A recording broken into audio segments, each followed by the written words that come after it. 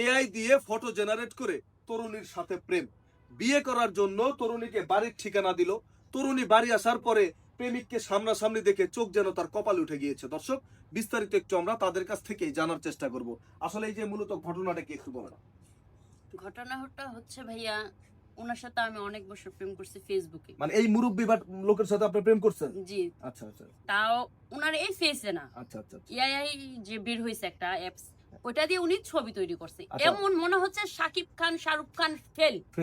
হ্যাঁ, আমি তো দেখে মানে ফিদা ফিদা। এরকম মেসেজ আমাকে করছে, মানে আমি ওনার মেসেজ পড়া প্রেমে না পড়ে পারি কেমনে বলেন। আচ্ছা আচ্ছা আচ্ছা আচ্ছা। এত সুন্দর সুন্দর মেসেজ, এত কিছু, মানে ধারণার বাইরে। কখনো ওনার সাথে আমার সামনাসামনি দেখা হয় নাই, ঠিকানা দিছে, বাড়ি সব দিছে, আমাকে বিয়ে করবে।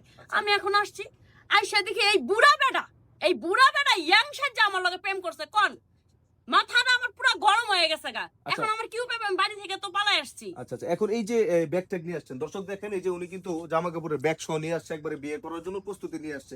মূলত এই ব্যক্তি যে আপনার সাথে এআই দিয়ে ইয়াং ছবি জেনারেট করে আপনার সাথে প্রেম করছে, সেটা আপনি বুঝলেন কিভাবে?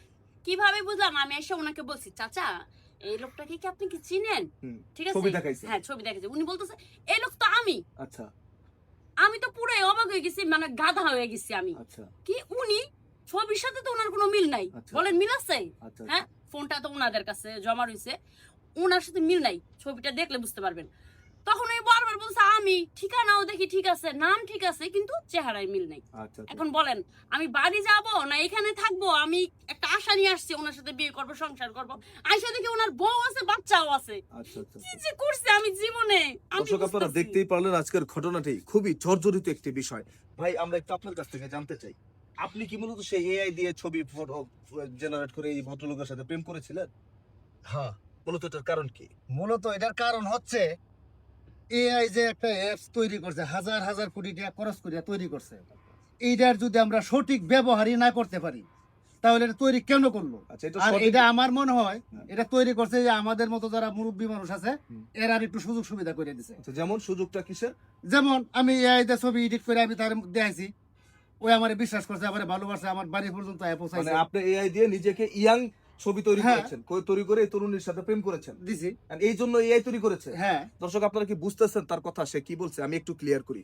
মানে তার বক্তব্য অনুযায়ী যে হাজার কোটি টাকা খরচ করে এআই তৈরি করেছে শুধুমাত্র আমাদের মতো বৃদ্ধ যারা আছে, মানে তাদের মতো বৃদ্ধ যারা আছে, তারা যেন নিজেকে মানে ইয়াং সাজিয়ে ছবি বের করে সেই ছবি তরুণীদের সাথে দিয়ে প্রেম করতে পারে।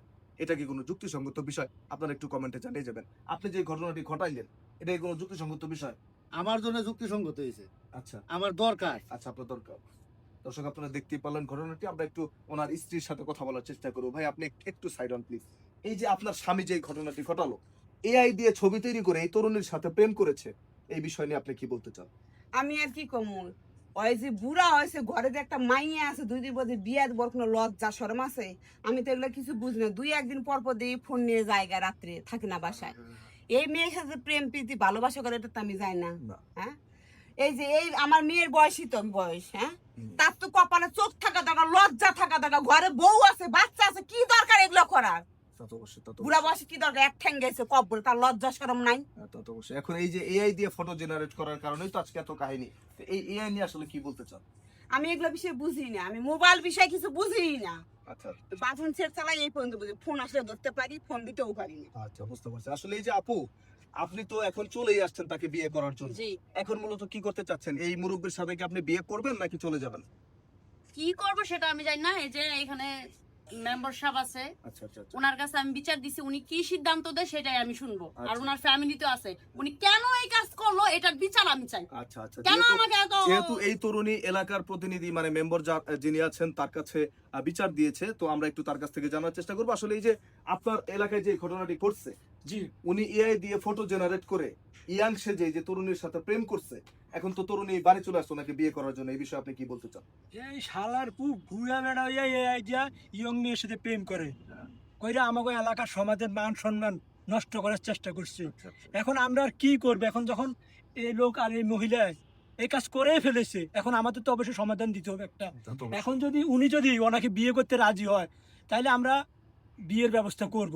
আর যদি উনি কয় না আমি বিয়ে করব না, আমি অন্য ব্যবস্থা নিব, আমি ওর বাবা মার সাথে আলোচনা করে যে কোনো একটা সমাধান দেওয়ার চেষ্টা করব। চেষ্টা করবো। ঠিক আছে, ধন্যবাদ আপনাকে বক্তব্য রাখার জন্য। আসলে দর্শক, এইখানে যেই ঘটনাটি ঘটেছে দেখেন, এই ভদ্রলোক এআই দিয়ে ফটো জেনারেট করেছে, মানে নিজেকে ইয়াং ভাবে প্রেজেন্ট করিয়েছে এই তরুণীর কাছে, করে তার সাথে একটি প্রেমের সম্পর্ক তৈরি করেছে, তাকে ঠিকানা দিয়েছে বাড়ি পর্যন্ত চলে আসার জন্য, বিয়ে করবে, বিয়ের প্রলোভন দেখিয়ে।